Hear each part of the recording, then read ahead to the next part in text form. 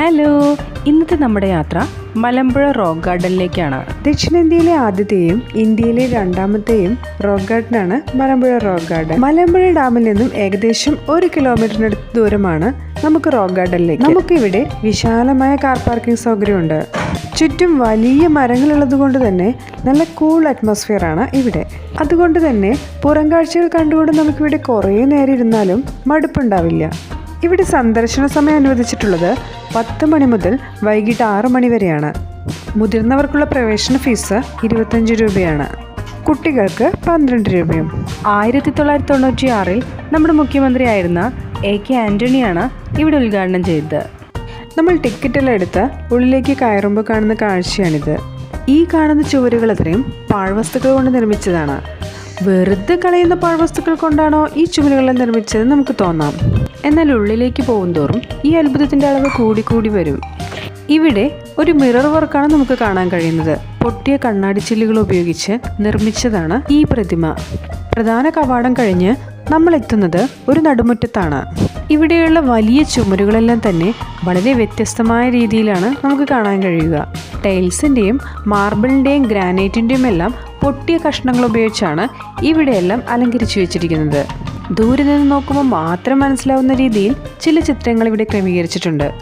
ഇവയുടെ അടുത്തുപോയി നോക്കിക്കഴിഞ്ഞാൽ ഒരൈഡിയയും കിട്ടുന്നുണ്ടാവില്ല. അത്തരത്തിൽ ക്രമീകരിച്ചിരിക്കുന്ന ഒരു ചിത്രമാണ് ഇവിടെ കുതിരകളുടേത്. അതിനടുത്തായി തന്നെ 2 പുരുഷൻ്റെയും 2 സ്ത്രീകളുടെയും രൂപം നമുക്ക് കാണാം. ഇതെല്ലാം തന്നെ പ്രൊട്ടക്റ്റ് ചെയ്യാനായിട്ട് ഒരു കമ്പിവേലി തന്നെ ഒരുക്കിയിട്ടുണ്ട്. കേരളത്തിൻ്റെ തനത് കലാരൂപങ്ങളായ കഥകളി, വാൾപ്പയറ്റ്, തെയ്യം തുടങ്ങിയ ചിത്രങ്ങളുടെ എല്ലാം ഡിസൈനുകൾ ഇവിടെ രൂപകൽപ്പന ചെയ്തിട്ടുണ്ട്. മെലമിൻ ഡിഷ് വെയേഴ്സിൻ്റെ ഓരോ പീസുകൾ ഉപയോഗിച്ചാണ് ഇവിടെ കളർഫുള്ളായിട്ടുള്ള കഥകളിയുടെ ഓരോ ഭാഗവും ക്രമീകരിച്ചിരിക്കുന്നത്. ഈ ചുമരിലെ കളർ കോമ്പിനേഷനുകളും എടുത്തു പറയേണ്ട ഒന്നാണ്. ഇവിടെ നിന്ന് നമ്മൾ പോകുന്നത് ഒരു ഇടുങ്ങിയ വഴിയിലൂടെയാണ്. ഇതിൻ്റെ 2 വശത്തുമായിട്ടുള്ള മതിലുകളിൽ ഓടിൻ്റെ കഷ്ണങ്ങളും മെറ്റലും ഉപയോഗിച്ച് അലങ്കരിച്ചിട്ടുണ്ട്. അതിൽ തന്നെ പക്ഷികളുടെ ചിത്രങ്ങളുമുണ്ട്.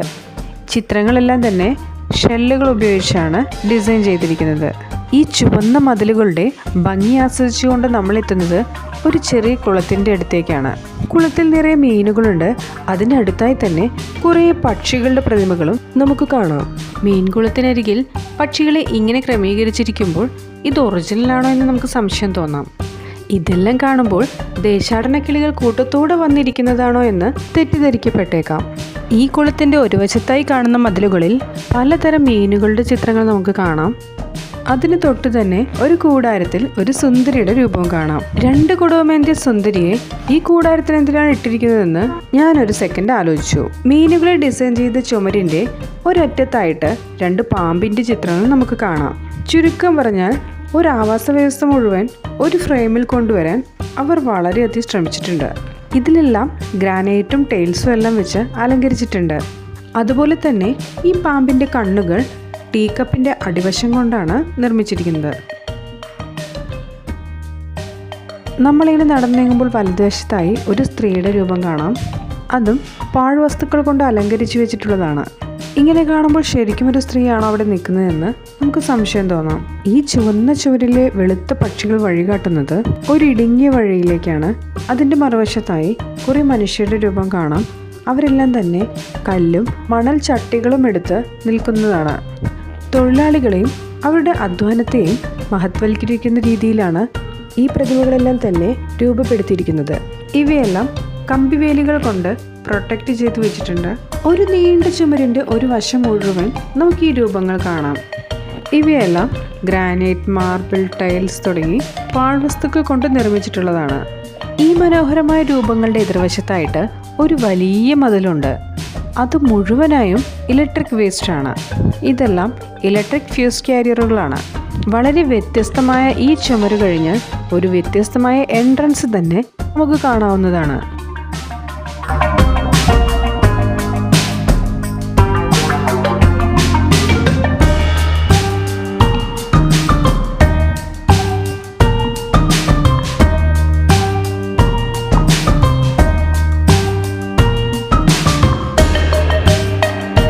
നമുക്ക് 2 വഴികളുണ്ട്.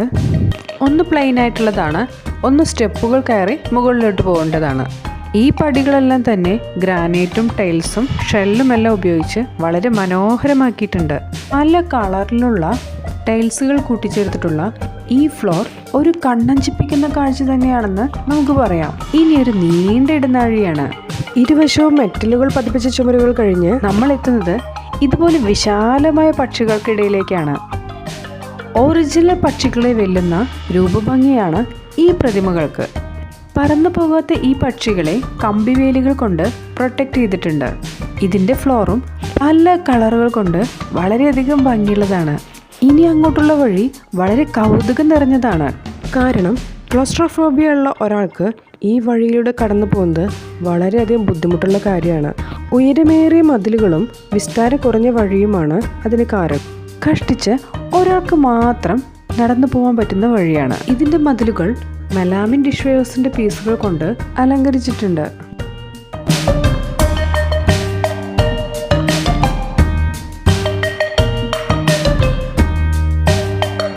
ഇവിടുന്ന് അങ്ങോട്ട് പോകുമ്പോൾ മഹാബലിയെ ചവിട്ടിത്താത്തുന്ന വാമനന്റെ ചിത്രം നമുക്ക് കാണാം. ഈ ചുമരുകളെല്ലാം തന്നെ ഓടിൻ്റെ കഷ്ണങ്ങൾ കൊണ്ട് അലങ്കരിച്ചിട്ടുള്ളവയാണ്. അതുപോലെ പല മ്യൂസിക്കൽ ഇൻസ്ട്രുമെൻസിൻ്റെ ചിത്രങ്ങളും നമുക്കിവിടെ കാണാം. മൺമറഞ്ഞുപോയ മൃഗങ്ങളുടെ ചിത്രങ്ങളും നമുക്ക് ഈ കൂട്ടത്തിൽ കാണാം.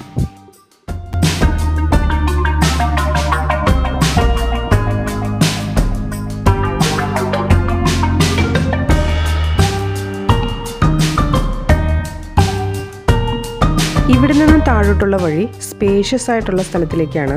അതിനരികിൽ തന്നെ ഒരു ഗുഹ കാണാം. അതിൽ ആദിമ മനുഷ്യരായ ഒരു യുവതിയുടെയും പുരുഷന്റെയും രൂപവും കാണാം. ഈ ചുവന്ന മതിലുകളുള്ള വഴിയിലൂടെ നമ്മൾ നടന്നു നീങ്ങുമ്പോൾ ഇരുവശത്തുമായിട്ട് ചുമരിൽ വളരെ വ്യത്യസ്തമായിട്ടുള്ള ചിത്രങ്ങളെല്ലാം നമുക്ക് കാണാം. ഇവിടെ കുഞ്ഞിന് മുലയൂട്ടുന്ന ഒരു അമ്മയുടെ രൂപമാണ്.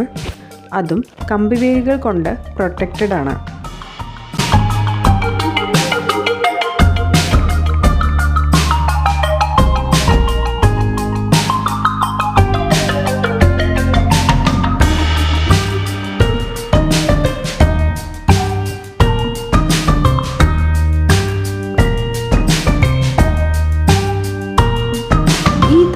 വഴി അത്ഭുതങ്ങളുടെ മായ കാഴ്ചകളുമായി നമ്മളെ കാത്തിരിക്കുകയാണ്.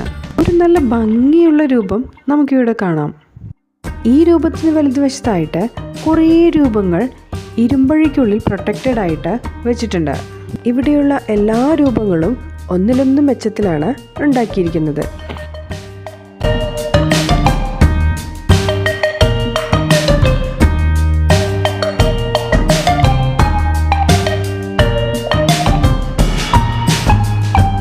ഓടിൻ്റെ കഷ്ണങ്ങൾ പാവിയ ചുവന്ന മതിലുകൾ താണ്ടി നമ്മൾ എത്തുന്നത് വളരെയധികം സ്പേഷ്യസ് ആയിട്ടുള്ള ഒരു സ്ഥലത്താണ്. മതിൽ നമുക്ക് ഗാന്ധിജിയുടെ ചിത്രം കാണാം. അതുപോലെ തന്നെ ആൾക്കാർക്ക് റെസ്റ്റ് ചെയ്യാനും ഫോട്ടോ എടുക്കാനും വേണ്ടി ഒരു തെയ്യത്തിൻ്റെ മുമ്പിൽ ഒരിരിപ്പിടവും ഉണ്ടാക്കിയിട്ടുണ്ട്. അതുപോലെ ഈ ചുമരുകളിലെല്ലാം ഒരുവിധം പക്ഷിമൃഗാദികളെയെല്ലാം ഡിസൈൻ ചെയ്തിട്ടുണ്ട്. ദേ ഇവിടെ ഒരു ശില്പം കണ്ടോ? ഈ ശില്പങ്ങൾ കാണുമ്പോൾ സ്ത്രീയും പുരുഷനും തുല്യരാണെന്നുള്ള യാഥാർത്ഥ്യബോധം നമ്മുടെ സമൂഹത്തിന് നൽകാനായി നിർമ്മിച്ചതാണോ എന്ന് നമുക്ക് തോന്നാം. ഈ ചുമരുകളിലെല്ലാം തന്നെ വളരെ വ്യത്യസ്തമായ ചിത്രങ്ങളാണ് നമുക്ക് കാണാൻ കഴിയുക. പല കഥകളും നമ്മളോട് പറയാനുണ്ടാവും. അവയെല്ലാം തന്നെ ചരിത്രവുമായും കേരളത്തിൻ്റെ സംസ്കാരവുമായി ബന്ധപ്പെട്ടിട്ടുള്ളതുമായിരിക്കാം. ആന എഴുന്നള്ളത്തിൻ്റെയും വള്ളംകളിയുടെയും എല്ലാം ചിത്രങ്ങൾ ഇവിടെ ഡിസൈൻ ചെയ്തിട്ടുണ്ട്. ഇത് വളരെ സ്വസ്ഥമായിട്ടുള്ളൊരു ഏരിയയാണ്. ചുറ്റും നിറയെ മരങ്ങളുള്ളത് കൊണ്ട് തന്നെ നല്ല കൂളിംഗ് ഉള്ള ഒരു അറ്റ്മോസ്ഫിയറാണ്. ഇനി നമുക്ക് ഈ കാണുന്ന വഴിയിലൂടെ മേലോട്ട് നടക്കണം. അങ്ങനെ ഈ ഇടുങ്ങിയ വഴിയിലൂടെ നമ്മൾ നടന്നു നീങ്ങുമ്പോൾ അതിൻ്റെ ഇടതുവശത്തായി ഒരുപാട് രൂപങ്ങൾ നമുക്ക് കാണാം. അതെല്ലാം നമ്മുടെ പാരമ്പര്യവുമായും നമ്മുടെ കേരളത്തിൻ്റെ സംസ്കാരവുമായി ബന്ധപ്പെട്ടിട്ടുള്ള ഒരുപാട് രൂപങ്ങളാണ്. ഇതിൽ ഓരോ പ്രതിമയ്ക്കും ഓരോ കഥയുള്ളതായിട്ടാണ് എനിക്ക് തോന്നിയത്. പക്ഷെ ഈ കഥ ആസ്വദിക്കാൻ ഒരു കലാഹൃദയം തന്നെ വേണം. ഇത് വളരെയധികം ഇൻട്രസ്റ്റിംഗ് ആയിട്ടുള്ളൊരു കാഴ്ചയാണ്. വളരെ ക്ഷമയോടെ മനസ്സിലാക്കിയെടുക്കേണ്ട കാര്യവുമാണ്.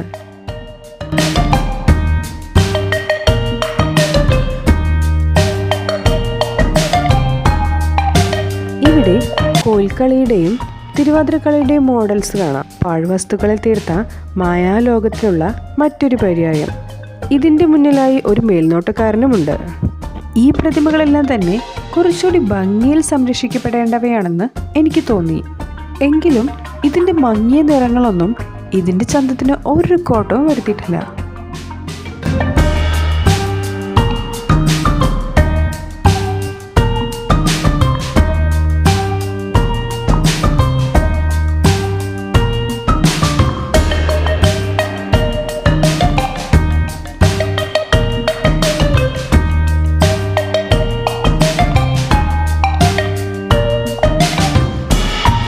കേരളത്തിലെ ജീവിത രീതിയുമായി വളരെയധികം ബന്ധപ്പെട്ട് നിൽക്കുന്ന പ്രതിമകളാണ് നമുക്കിവിടെ കാണാൻ കഴിയുന്നത്. അതിലേറെയും കൃഷിയുമായി ബന്ധപ്പെട്ടിട്ടുള്ളതാണ്. ഇതെല്ലാം നമ്മുടെ ചരിത്രത്തിൻ്റെ ഏടുകളാണ്.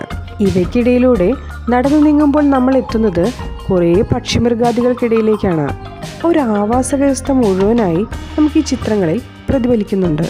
ഈ ചുമരുകളും അതുപോലെ തന്നെ ഇതിലെ ചിത്രങ്ങളും മനോഹരമാക്കിയിട്ടുള്ള ആ കലാകാരന്മാരെയെല്ലാം നമ്മൾ ഈ സമയത്ത് ഓർമ്മിക്കേണ്ടതുണ്ട്. എത്രയേറെ പ്രശംസിച്ചാലും മതിയാവാത്ത വിധമാണ് അവരുടെ കരവിരുത്.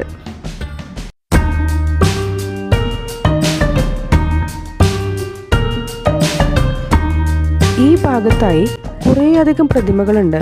അതിൽ ഇങ്ങനെ ഇരിക്കുന്നൊരു മനുഷ്യൻ്റെ രൂപവും ഒരു മൃഗവും അതുപോലെ വാൽമീകിയുടെ എല്ലാം പ്രതിമകളുണ്ട്. അതുപോലെ തന്നെ പാരീസിലെ ഈഫിൽ ടവറും സ്ഥാനം പിടിച്ചിട്ടുണ്ട്.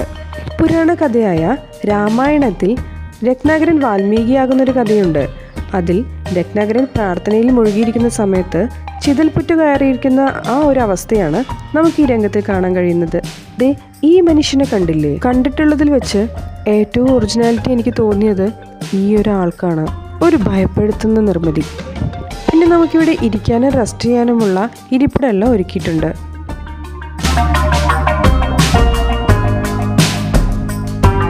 ഈ നീണ്ട വഴി ടോയ്ലറ്റ് ഫെസിലിറ്റീസിന് വേണ്ടിയിട്ടുള്ളതാണ്. ഇവിടെ നമുക്ക് കാണാൻ കഴിയുന്ന വലിയ ചുമരുകൾ മെറ്റൽസും ഗ്രാനൈറ്റും അതുപോലെ ടൈൽസും മാർബിളിൻ്റെ എല്ലാം പൊട്ടിയ കഷ്ണങ്ങൾ ഉപയോഗിച്ച് നിർമ്മിച്ചിട്ടുള്ളതാണ്. ഇവിടെ ഒരു മൂലയിൽ 2 പേരുടെ പ്രതിമയുണ്ട്. ഇവരെ ഏതെങ്കിലും കഥാപാത്രങ്ങളായിട്ട് സാമ്യം നിങ്ങൾക്ക് തോന്നുന്നുണ്ടെങ്കിൽ ഒന്ന് കമൻറ്റ് ചെയ്യണം കേട്ടോ. ഇവിടുന്ന് താഴോട്ടുള്ള വഴി ഒരു സർപ്രൈസിംഗ് ആണ്. ആ വഴിക്ക് ഇടതുവശത്തായി എല്ലിൻ കഷ്ണങ്ങൾ കൊണ്ട് ഒരു ഗുഹയുണ്ട്.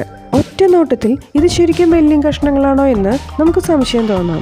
ഈ ഗുഹ നമുക്ക് മഴയും വെയിലും കൊള്ളാതിരിക്കാനുള്ള ഒരു താൽക്കാലിക ആശ്വാസം കൂടിയാണ്. താരതമ്യേന സ്പേഷ്യസ് ആയിട്ടുള്ള ഈ ഒരു സ്ഥലം വളരെയധികം മനോഹരമാക്കിയിട്ടുണ്ട്. ചുമരുകളിലെല്ലാം തന്നെ പക്ഷിമൃഗാദികളുടെ ചിത്രങ്ങളുമുണ്ട്. ദേ ഇവിടെ ഒരു ഓപ്പൺ സ്പേസ് ഉണ്ട്. ഇതെന്തിനാണെന്ന് എനിക്ക് മനസ്സിലായില്ല. ഇവിടെ നിന്നും പുറത്തേക്ക് കിടക്കുമ്പോൾ നമ്മൾ ശ്രദ്ധിക്കേണ്ട ഒരേ ഒരു കാര്യം അത്യാവശ്യം ഉയരമുള്ള ഒരാൾക്ക് ഇവിടെ തല മുട്ടും എന്നുള്ളതാണ്. ഇത്രയും കാഴ്ചകൾ കണ്ടുകൊണ്ട് എത്ര ദൂരം പിന്നിട്ടു എന്ന് എനിക്ക് ഒരു കയ്യും കണക്കുമില്ല. കിലോമീറ്ററുകളോളം നടന്നതുപോലെയുള്ള ക്ഷീണം തോന്നി തുടങ്ങി. എൻ്റെ ഒപ്പം നടന്ന മനുഷ്യൻ ദേ അപ്പുറത്തെത്തി എന്തു പറ്റിയെന്ന് ചോദിക്കുകയാണ്. ഒരു ഹെലികോപ്റ്റർ അയക്കോ എന്ന് ഞാൻ ആലോചിക്കുകയായിരുന്നു. ഈ വേസ്റ്റുകളെല്ലാം വേസ്റ്റുകളായി തന്നെ ഇവിടെ നിലനിൽക്കുകയാണെങ്കിൽ നമ്മൾ ഇതിൻ്റെ ഇടയിൽ കൂടെ നടക്കുമോ? എല്ലാം അതിൻ്റേതായിട്ടുള്ള സ്ഥാനത്ത് ഒതുക്കി അടുക്കി വെച്ചപ്പോൾ എത്ര ആസ്വദിച്ചാണ് നമ്മൾ ഇതിനിടയിലൂടെ നടക്കുന്നത്. നമ്മുടെ പ്രകൃതിയിലെ ഓരോ മണൽത്തരികൾക്കും അതിൻ്റേതായിട്ടുള്ള പ്രാധാന്യം ഉണ്ടെന്ന് തെളിയിക്കുകയാണ് ഈ റോക്ക് ഗാർഡൻ. ആൻഡ് ഫൈനലി ഞാൻ കണ്ടു. വേ ഔട്ട്. സമാധാനമായി. എന്നെ പോലെ നടന്ന് ക്ഷീണിക്കാൻ മാത്രം കാഴ്ചകളൊക്കെ ഇവിടെ ഉണ്ടോ എന്ന് നിങ്ങൾക്ക് സംശയം തോന്നുകയാണെങ്കിൽ നേരിട്ട് വന്ന് എന്നെ കണ്ടറിയണം കേട്ടോ. ഇത്രയും കാഴ്ചകളെല്ലാം കണ്ടപ്പോൾ ഇതിൻ്റെ പിന്നിലുള്ള ബുദ്ധി ആരുടെയെന്ന് നിങ്ങൾക്കൊരു സംശയം തോന്നിയിട്ടുണ്ടാവില്ലേ? ഇന്ത്യയിലെ ആദ്യത്തെ റോക്ക് ഗാർഡൻ്റെ ശില്പിയായ പത്മശ്രീ നെക്ചന്ദ് സൈനിയാണ് ഇതിൻ്റെ ശില്പി. അദ്ദേഹത്തിനൊരു ബിഗ് സല്യൂട്ട് കൊടുത്തുകൊണ്ട് നമുക്ക് ഈ യാത്ര അവസാനിപ്പിക്കാം. അങ്ങനെ ഞങ്ങൾ അവിടെ നിന്ന് ഇറങ്ങി. ഞാൻ ഈ കീ എടുത്ത് പോകുന്ന പോക്ക് കാണുമ്പോൾ കാറ് ഡ്രൈവ് ചെയ്യാനാണ് നിങ്ങൾ തെറ്റിദ്ധരിക്കരുത്. ലോക്ക് ഓപ്പൺ ചെയ്തൊന്ന് ഉള്ളിൽ കയറിയിരിക്കണം, അത്രയേ ഉള്ളൂ. അപ്പോൾ നമുക്ക് അടുത്ത വീഡിയോ ആയിട്ട് വീണ്ടും കാണാം. Thanks for watching my videos.